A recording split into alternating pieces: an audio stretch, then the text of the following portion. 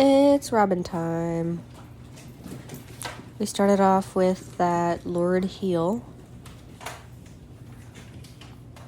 He is a little jumpy. That's okay. You can mark it with a no if you want to, but I am just choosing to ignore it completely. I'm not going to move the food away from it either. And just wait him out for a few seconds of doing the desirable thing, which is the heel that we're looking for. And then rewarding after a couple seconds of doing the right thing. Just making sure he never gets that cookie out of our hands when he jumps.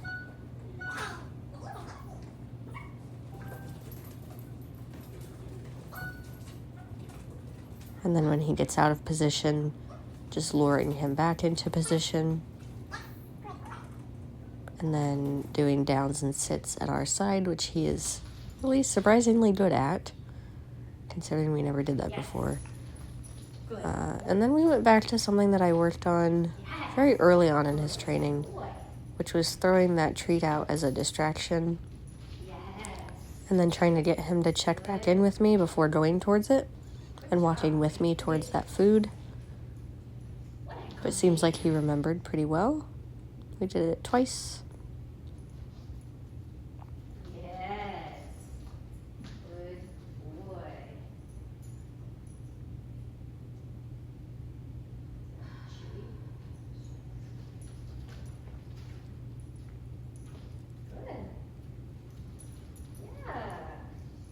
And I am using that get it command that you started using, that I saw in the drop-in manners class.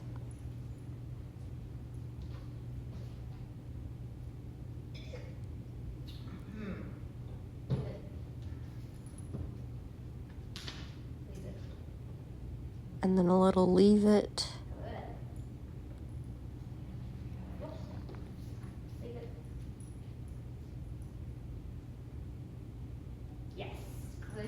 I'm rewarding for eye contact specifically.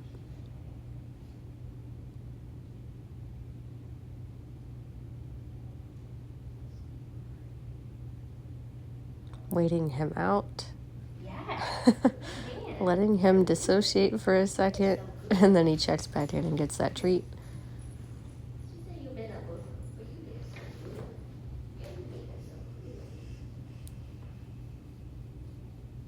And get the belly rubs. Then we worked on rollover. He gave me about 3 to 4 really good ones.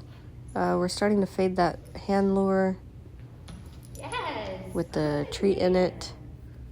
I don't think he would just start following my hand if I tried to trick him by not having a treat in that hand. So I still do have a treat in that hand, but we're down to 1 treat after completing the whole rollover, which I think is great. But he only gave me about 3 to 4 good ones before, I'm not sure, maybe his legs hurt or his back hurt or he was just not feeling it anymore.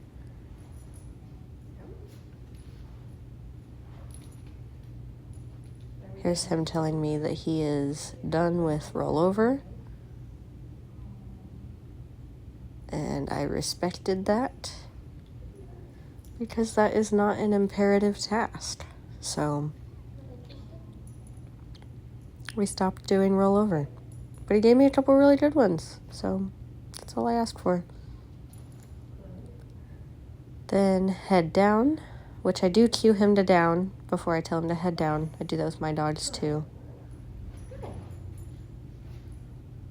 I think that's an okay instance to have to double cue your dog.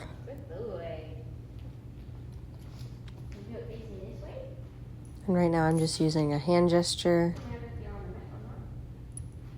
and sometimes verbally asking for it. Yes, good boy. Good job. He's a good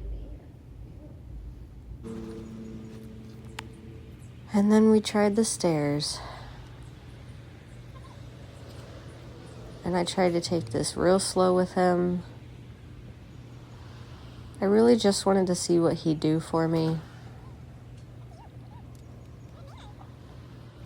This is how I would normally approach a dog that has some anxiety about climbing stairs.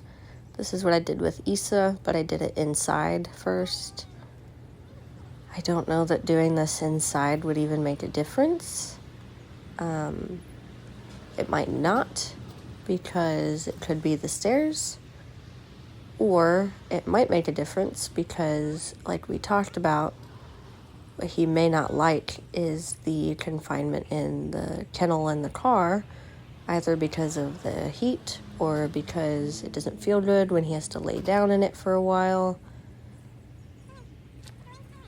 And right there, I kind of pushed him into the kennel only because I did not want him to back up, because that would be dangerous. So I pushed his butt a little bit in there. But there were bunches of treats on the floor. But I just really did not want him to back out of that kennel and fall down those stairs. So he did it once for me. And I tried a little bit of leash pressure. And I didn't think that that would work. But I wanted to see, because sometimes Robin surprises me. But that definitely didn't work. And then he said no. He said the first couple steps are all right.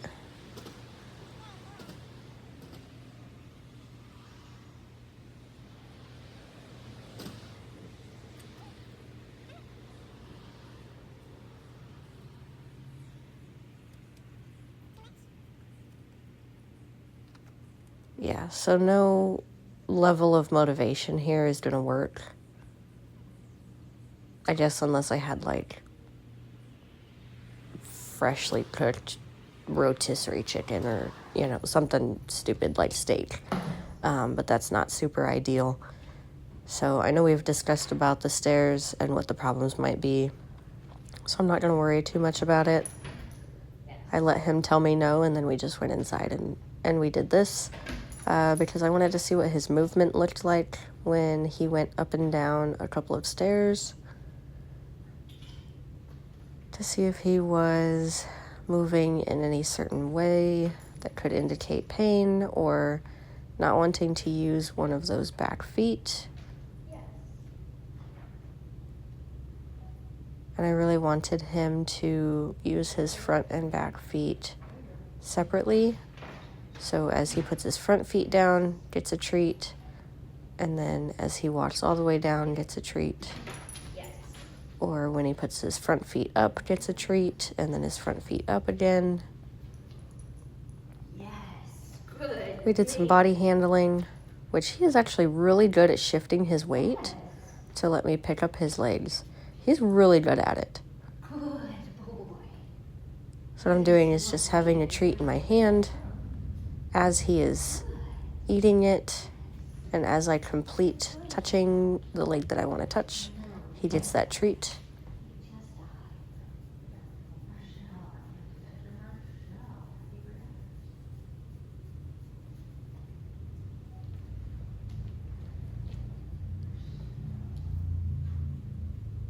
And this is fine too.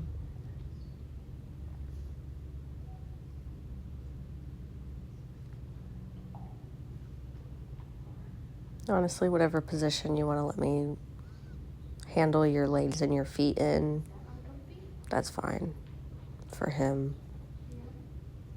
Because he doesn't really like us messing with his feet too much, especially if it looks like we're going to do his nails. So I'm okay if he wants to flop over and let me touch his feet. Yes. Brilliant.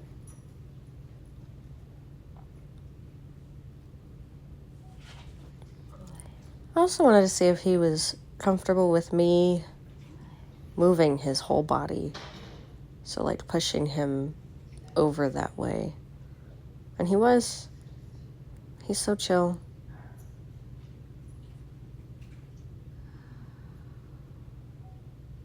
Good.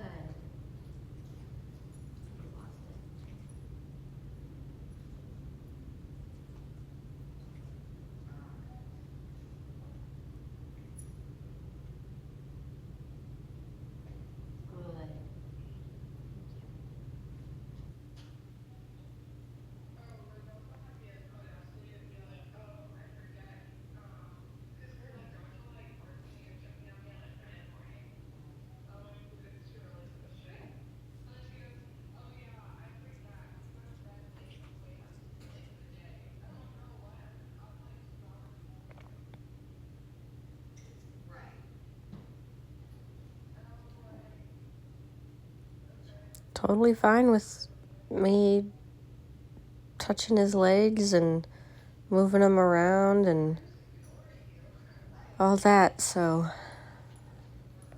good stuff.